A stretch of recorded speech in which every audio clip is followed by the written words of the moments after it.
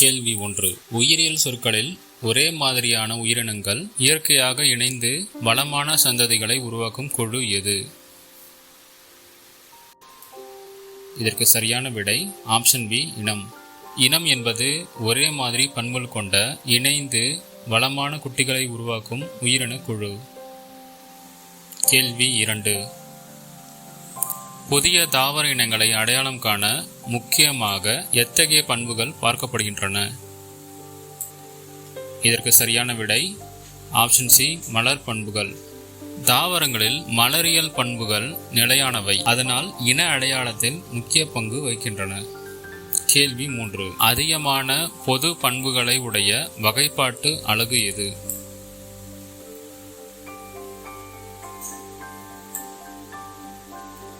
விடை இனம். இனம் அளவில்தான் அதிகமான பொது பண்புகளை காணப்படும். மேலே செல்லும் போது பேரினம், குடும்பம், வரிசை, பிரிவு மற்றும் பேரரசு. பொது பண்புகள் குறைந்து தனித்துவம் அதிகரிக்கும். கேள்வி எண் 4. அனைத்து வகைப்பாட்டு முறைகளின் அடிப்படை அலகு எது?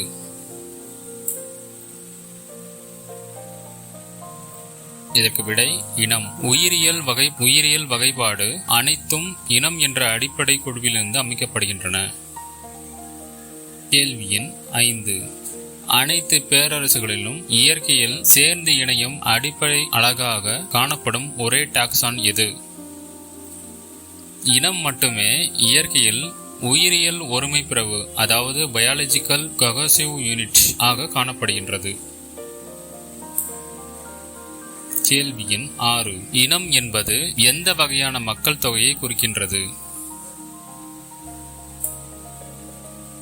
விடை இணைவோர். இனம் என்பது ஒரே மாதிரியான உயிரினங்கள் இயற்கையாக இணைந்து வளமான குட்டிகளை உருவாக்கும் குழு. கேள்வி எண் 7. இனம் மாறாதது, ஸ்டாட்டிக் ஆகும் என்ற கூற்று?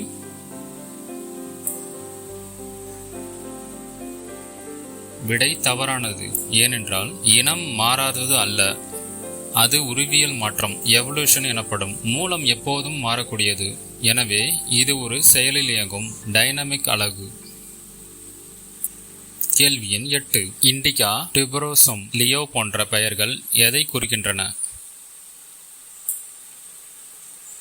விடை இனப்பெயர்கள். இரட்டை பெயரிடும் முறையில், அதாவது பைனாமியல் நாமக்கல்ச்சர் இரண்டாவது பகுதி இனப்பெயர் ஸ்பெசிபிக் எபித்திகேட் ஆகும். கேள்வி எண் 9. பேரினத்தை விட குறைவான பொது பண்புகள் உடைய வகைப்பாட்டு அலகு இது? சரியான விடை இனம்.